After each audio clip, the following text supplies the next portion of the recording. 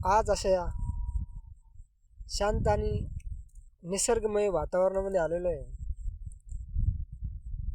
सह्याद्रीची रांग असलेलं अजिंठा डोंगररांग, ज्या ठिकाणावरून मराठवाडा आणि खानदेश हा भाग वेगळा झालेला आहे. अशी ही रांग आणि अशा या दोन्ही खानदेश आणि मराठवाडा अशा डोंगरदरीवरती घाटावरती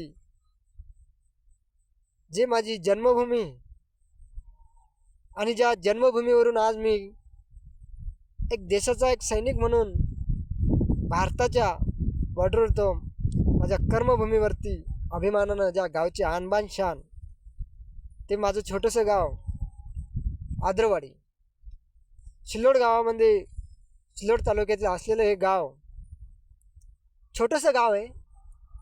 गावाचा बघता चारी बाजूनी जंगल आणि हा खूप दिवसानंतर मी तसं गावाकडे आलेलो आहे. पण ड्युटी आणि क्लास याच्यामुळं ॲक्च्युली गावाच्या ग्राउंडवरती उतरलो नव्हतो. आलं की फक्त 10-15 मिनिट फक्त घरी राहायचं आणि तिकडे चालला जायचं. पण गावाची काही वर्षापूर्वी अशी परिस्थिती होती की बा गावच्या नशिबी फक्त ऊसतोडी आणि ऊसतोडीच राहिलेली होती, म्हणजे ऊसतोडी कामगार. आणि गाव वाहतुकीच्या दृष्टीनं पण खूप दूर गेलेलं आहे आणि निसर्गानं कमी साथ दिलेली. पण म्हणतात ना, ज्या ठिकाणी मेहनत करण्याची इच्छा असते ना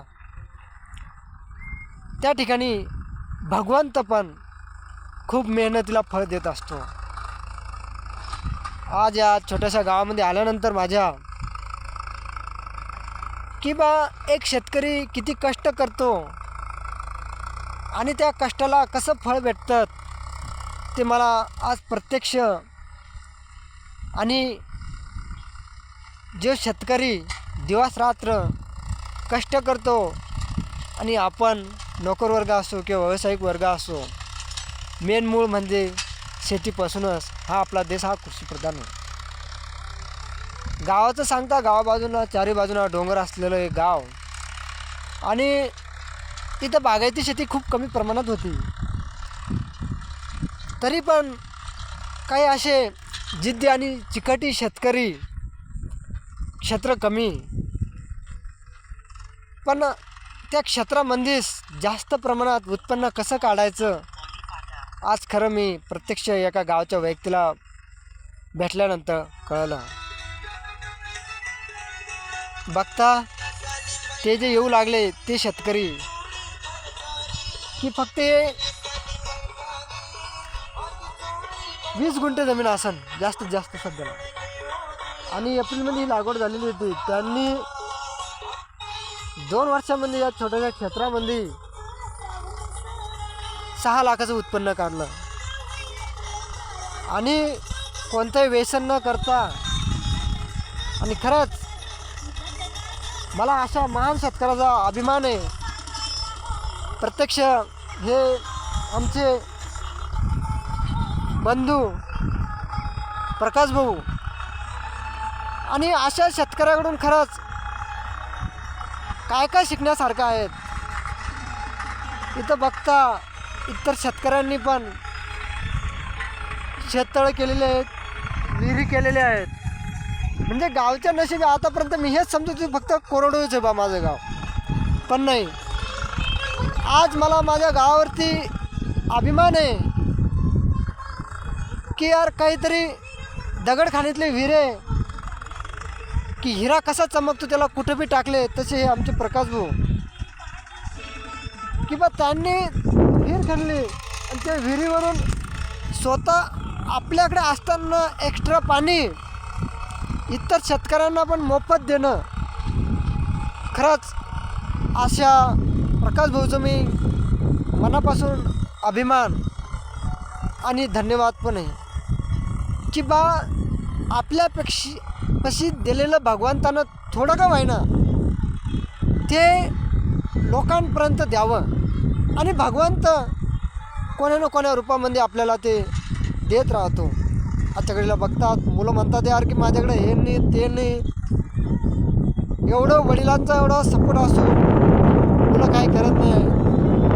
म्हणतात की बा आम्हाला काही काय करा कारण शेतकऱ्यांना आम्हाला काही किंवा सरकारनं आम्हाला अजून काही असं फॅसिलिटी दिलेलं नाही. इथं बघतात हे काही शेततळे केलेले या लोकांनी अक्षरशः म्हणजे ऊसतोडीचं काम करून ऊसतोड कामगार असणारे वर्ग या इथले म्हणजे त्यांचं जर रुटीन बघितलं तर मी खरंच मागच्या वर्षी एक ऊसतोड कामगारांच्या थळामध्ये गेलो आणि तिथलं जे वर्णन केलं की बा ते 4:30 वाजेपासून 4 वाजेपासून त्यांचं ते रुटीन कामाचं चालू होत असतं आणि तिथलं ते मेहनतीचं ते जड वजनाचं काम करून तिकडचा जो पैसा घेऊन वडिलोपार्जित असणारी ही गावावरती ही जमीन, ह्या जमिनीवरती पाणी कसं उपलब्ध केलं जाईल ह्या लोकांनी अक्षरशः 2-2 किलोमीटर अंतरावरून पाईपलाईन आणल्या आणि काही लोकांनी त्या साईडला